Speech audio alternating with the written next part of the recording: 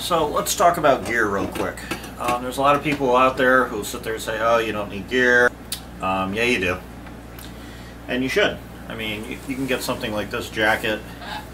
It was under $100. It's a field shear. It's got armor in the arms and stuff, you know.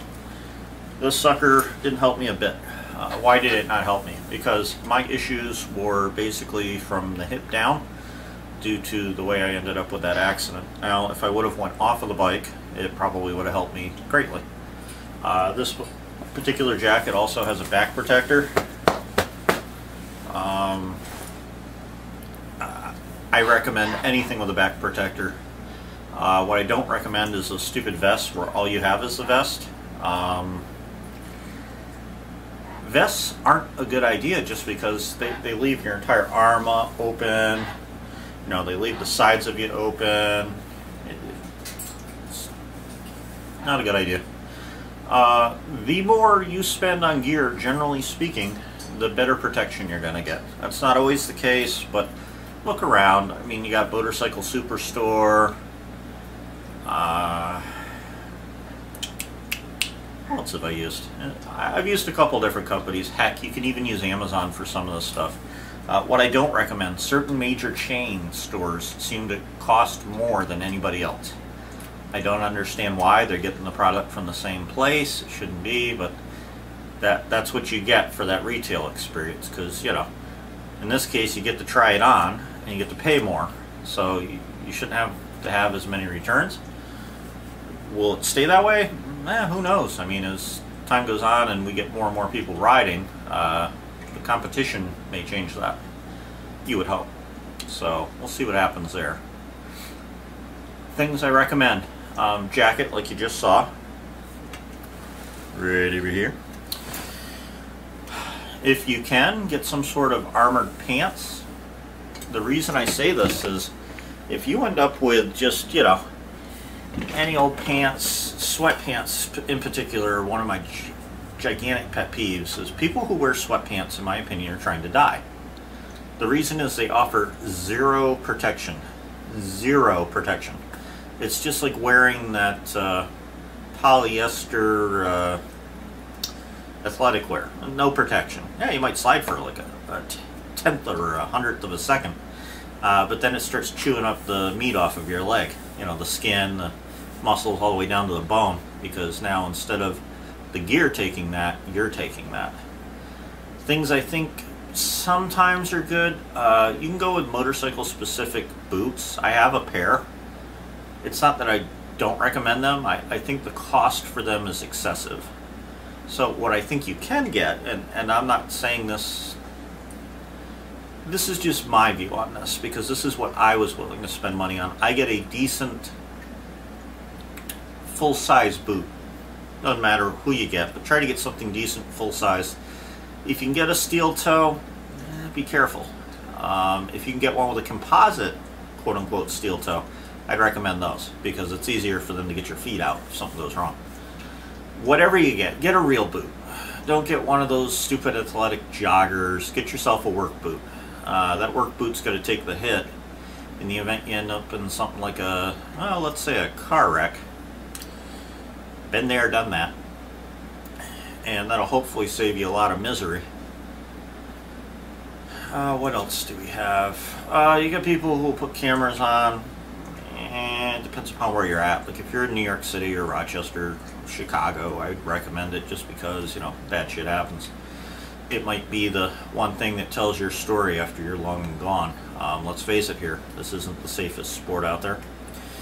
Could it be safer? Sure. Is it going to be safer? Maybe someday. One of my other big concerns is the autonomous vehicles. They don't seem to like bicycles. Pretty sure they don't like motorcycles any better. The reason being is I don't think the AI on those are being trained as much for motorcycles, just like they weren't trained that much for bicycles. We'll see what happens with that. So what else do we have here? So we have a jacket, decent set of pants. Even thick denim is better than nothing, but definitely not athletic wear. We have boots, and then the holy grail as far as I'm concerned, helmet and Guess what? Gloves. The reason for the gloves is that if you end up going down and you're sliding, your brain is going to immediately tell you, let's put my hands down on the blacktop, let's have road rash. Well, if you have gloves on, those gloves are going to take the road rash rather than losing your palms. You don't want to lose the palms. Various reasons. Specifically, if you ever type on a keyboard or anything, you're going to wish you had them. It's extremely difficult to type without using the palms of your hands because you rest them. And even steering a motorcycle, shit, a car, these are the kinds of things you want to avoid. So now we have jacket, pants, boots, gloves, helmet, but let's go into the helmet. What type of helmets do I recommend? Well, in theory, the quote-unquote safest helmet for you is going to be a full-face helmet that is not modular. In here, various manufacturers talk about, oh, modular safe, da-da-da-da-da. It's safe, but it's not as safe as not having modular and having a full face. And if they were to tell you otherwise, they're full of shit. This is simple physics. Anytime you take something and you put in a movable joint, that movable joint becomes a weak spot, along with all the material that lost the structural integrity. This isn't anything new. This has been going on since before I think we even knew that we knew it. It's one of those things. So, generally speaking with helmets, the more you pay, generally, the better you get. I like Shoei, I like HJC. I've tried a couple off-brands that were absolutely garbage. You'll know whether or not a helmet's garbage based upon how long it lasts. If you start using it, and a year later that thing's crumbling, it's garbage. Or you're doing something wrong.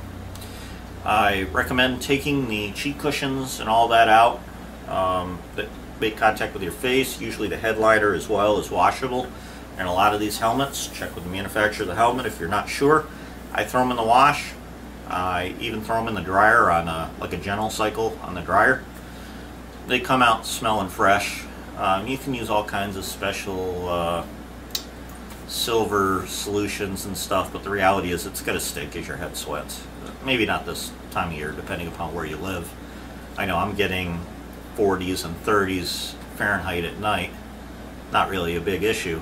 During the day, I'm in the 60s and 70s.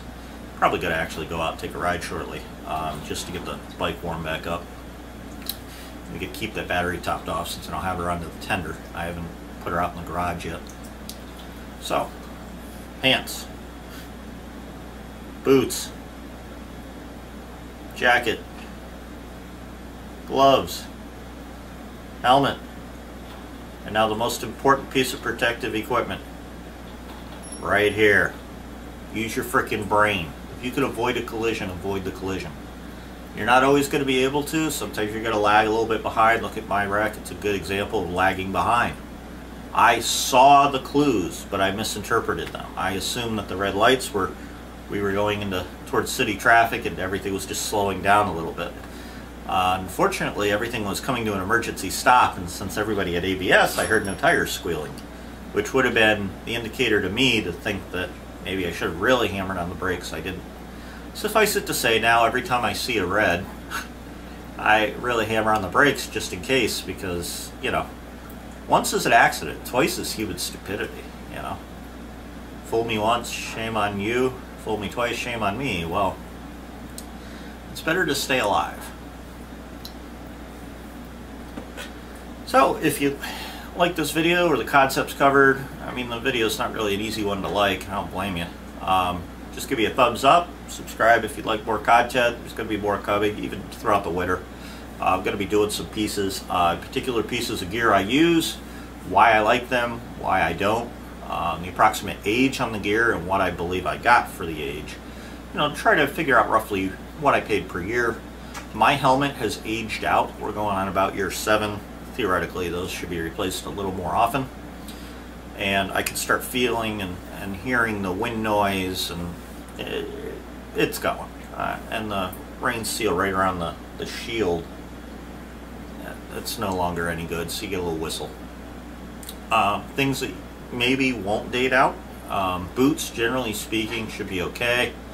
Pants should be okay. My jacket's getting there. I mean, this jacket's had better days. She's been through a lot. But, you know, I can't complain. This was a bargain basement field shear jacket, and I had really good luck with it. I mean, it's not its fault, it's just age. And this is a textile jacket. And one of my favorite features of it, and you probably can't see this on the video, but you could, this is a mesh, and the air goes straight through it unless I put the liner in. Love that. It's great. I've ridden with it 90-degree weather.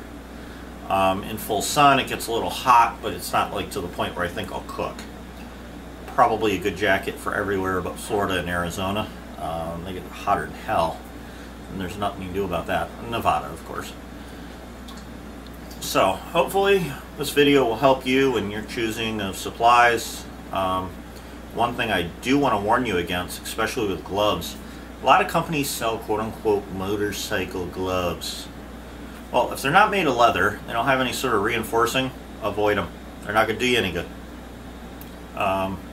Generally speaking, in the order of safety, you have your textiles, which are okay, then you got your leather, and then you got what I like to call the super textiles, which are, you know, they start adding carbon fiber sliders to stuff and that 9 yards. Usually they're using some sort of a reasonable leather and or Kevlar compound.